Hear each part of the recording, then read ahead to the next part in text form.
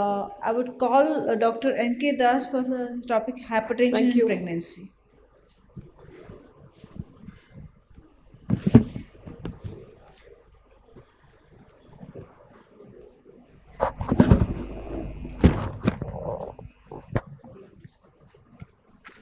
Good afternoon.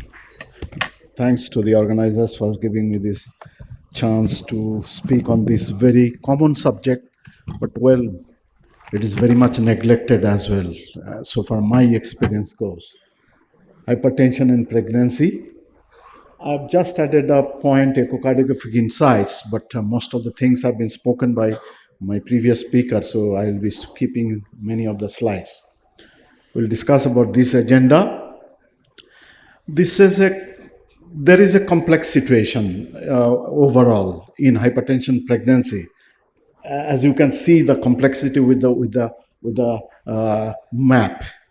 Now, very importantly, there are many issues which are related with the hypertension with pregnancy, or hypertension in pregnancy, or pregnancy with hypertension, obesity, then the management issue, then interdisciplinary care, risk stratification, cardiac complications during pregnancy, which is induced by hypertension, and to some extent there are certain conditions like diabetes which may be associated with obesity, hypertension and all.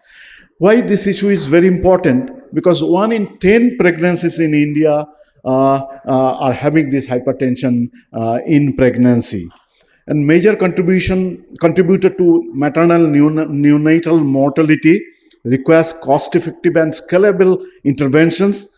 These are some of the data regarding the incidence and prevalence of the cardiac, what is called the pregnancy associated with hypertension problems. Out of them, the 2 important issues are pre-eclampsia and eclampsia. And there is very high incidence of maternal mortality and perinatal mortality.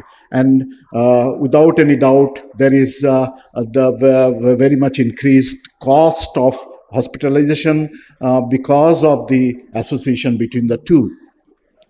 Now, the most important point is that you are to distinguish between the two, whether it is pregnancy-induced hypertension or it is a chronic hypertension. The cutoff mark is the 20 weeks of pregnancy. If it is less than 20 weeks of pregnancy, then the hypertension was pre-existing. If it occurs after the 20 weeks of pregnancy, then definitely it has been induced, or very much likelihood of induction by the pregnancy itself causing the hypertension. These are some of the maternal factors which are associated with the pregnancy-induced hypertension, preeclampsia and eclampsia.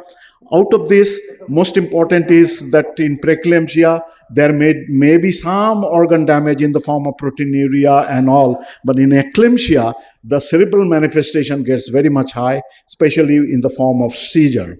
These are the clinical symptoms, very much well known. There are certain pathological changes. You have seen the normal changes in the pregnancy. There are certain pathological changes in pregnancy when it is associated with hypertension, like placental ischemia, endothelial dysfunction, vasospasm, multi-organ damage. Multi-organ damage means it can happen right from the brain to the toes. And certain hemodynamic changes vis-a-vis the normal changes can occur. And in preeclampsia, just the reversal of phenomenon which had happened with the normal pregnancy will happen in terms of cardiac output, systemic vascular resistance, then intravascular volume, pulmonary arterial pressure sometimes may get high. Now, with the problems of hypertension, there are also multi-organ dysfunction like brain, kidneys, liver, cardiovascular, and hematological problem. And there are certain predefined conditions which can happen, like HELP syndrome with the liver, and in cardiovascular there can be the pulmonary edema, and in hematological system there can be thrombocytopenia and microangiopathic lesion. Similarly, in the fetus also there could be certain complications. I'm not going into the detail of it, but intrauterine growth retardation is very, very important. And why echocardiographic evaluation is important? Because you have seen that certain diagnosis can be made during the pregnancy itself to take care of the patient. To take care of the patient, you are doing the investigation and you are detecting many diagnoses. The many echocardiographic findings can be obtained in the form of left ventricular hypertrophy, diastolic dysfunction, systolic dysfunction, pulmonary hypertension, and all. Certain common echocardiogram findings are very much well mentioned in many of the speeches that have been started today morning itself. I'm not going into the detail of it, but one particular case I'll mention about the incidents which I faced. I was called to the OT during that what is called the cesarean section by the anesthetist that I'm not getting any pulse.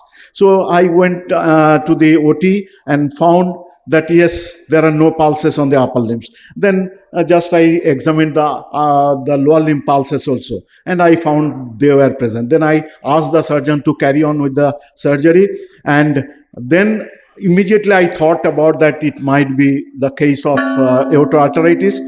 And later on, after the delivery was over, we subjected the patient for the angiography and renal angiography and all, and we diagnosed this as aortitis associated with renal artery obstruction, and she was angioplasted, and then only the hypertension got corrected.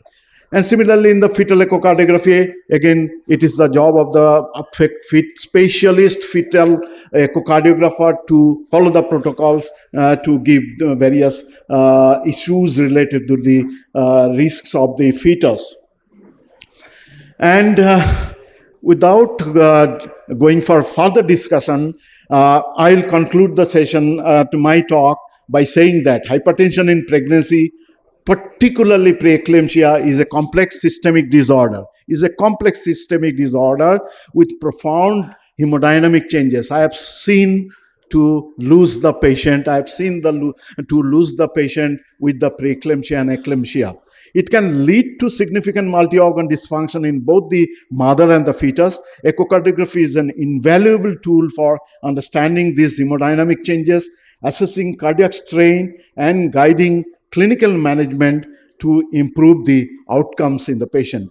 I am really thankful to Dr. Rakesh Gupta. I visited the JROP center once and I saw the standard of the education there. And really, I was very much appreciative of the whole the approach of Dr. Rakesh Gupta and his team.